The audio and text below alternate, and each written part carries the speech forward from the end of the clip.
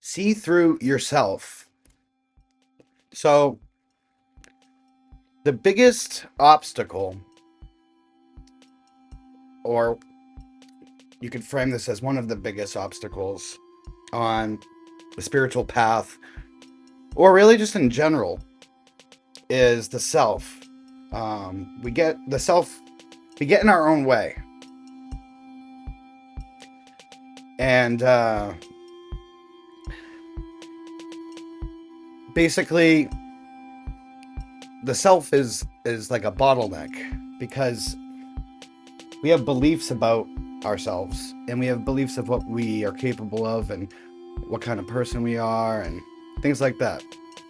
And through that belief system, when we are trying to do things, when we're when we're thinking about ourselves doing a task, we're doing it through that belief, that limitation of what we believe is possible. But sometimes when we do things, we get better performance when we're in something like a flow state. And when we're in that state, we're not really thinking about ourselves. We're not really thinking egoically. We're just in the flow of the activity. And our thoughts are just to do with the activity. It's not about how am I doing? Am I doing a good job? Or anything like that. We're just flowing and we're doing. But as soon as we start to get self-conscious, we're not only doing the activity, but we're doing the activity through the self-thought as like a lens. And that's what I mean by it being like a bottleneck. Now, something that can be noticed, and one way it can be more easily noticed, I found myself, was when I was meditating. Anytime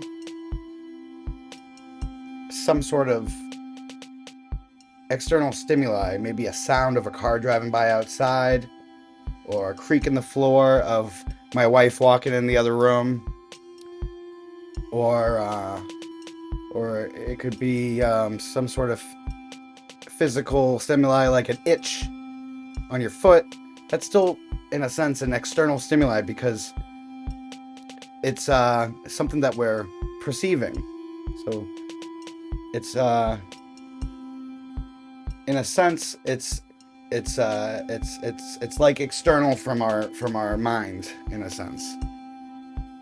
And what I was noticing is I'd hear a sound of a car going by, and there was like an automatic sort of framing in the form of thoughts that would come up. Things like, I'm hearing a car outside, or I'd get an itch on my foot. And right around the same time of the sensation on my foot arising, almost immediately afterwards, would seemingly simultaneously, the thought would arise, my foot is itching. So the self that we're referring to when we say my foot is itching is a mental idea. It's the thought that comes up. As soon as the thought comes up, it creates an illusion that there is a self, and the self has a foot, and the self is aware of the foot, and it's aware of the itch. Now, the point of this video is not to prove that there is no self. But what I'm pointing out here is that the self that we take ourselves to be is based in thinking. There is no self-evident experience of a self that has a foot that itches. There is the sensation, and then there is thoughts that frame it. And my claim is that all of the things that you know about yourself or think about yourself are just that, they're thoughts. The self, when you close your eyes and you try to bring yourself to mind, you're not actually experiencing a self.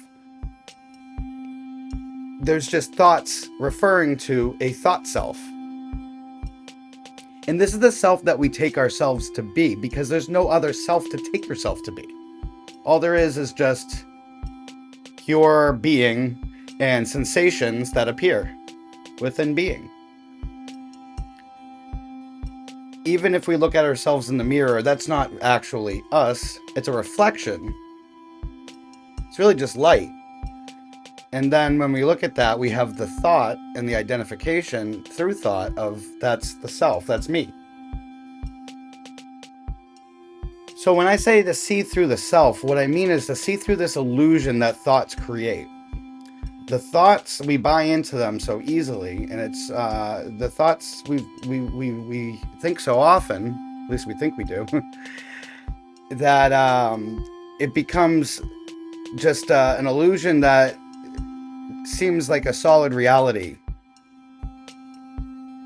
when all along every idea and thought and identity about the self is nothing but a thought, idea, and identity, which is backed up by more thoughts and ideas and identities, or different layers of identity. And it's all thought-based. As soon as you're not thinking about yourself, you disappear, so to speak. And you can say, no, I don't, I'm right here. And that's thoughts, right back again.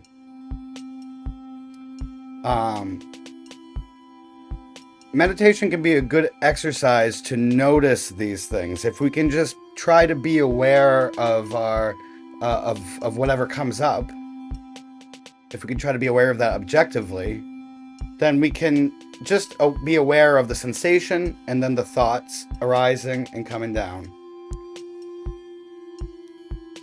And then eventually we'll be able to actually notice that the thoughts, the nature of the thoughts are empty. They don't refer to anything other than more ideas and thoughts. And then through this heightened awareness of thinking and the illusion, the possible illusion that they cause, we start to get disillusioned by the thoughts, and they start to lose their power to some degree. We start to have less self-referential thoughts. But there's no rules about how this should work or look. You may still have self-referential thoughts. When we realize that the thoughts are just an illusion, and the self, the only self we've ever known was an illusion, there can still be a continuation. A good analogy that I heard was, it's kind of like when you turn off a fan. Now the motor's off, the power's off, but the fan's going to keep spinning down until it stops. So there's an effect kind of like that. But once you notice that the self is an illusion, there's a slowing down of that said fan, and there is a unfolding of less self-referential thoughts, and that bottleneck isn't there so much. We realize that it doesn't help to be self-conscious about things like our performance in a job or in anything in life, because now we're not only having thoughts that are in regard to what we're doing, but we're also having thoughts that are maintaining an illusion of a self. They're thoughts that don't have to be there, and they take away from the task at hand. And this can be counterintuitive, because if you feel like you're struggling at something, you might think, oh wait, I gotta really be self-conscious about what I'm doing to be better. I'm gonna try harder. I'm gonna try harder. Well, the I that's gonna try harder is a thought. So now you're just adding more thoughts to an activity that doesn't need to be there. And you're creating a bottleneck through the beliefs of what that self is capable of. So yeah, if you like this video, then please hit the like button. If you want to see more content like this, then please subscribe. If you have anything you want to say, then please comment down below. If you know anybody who might like this, then please share it. And if you want to get notifications whenever I drop new content, then hit that little bell button. And I hope that you have a great rest of your day.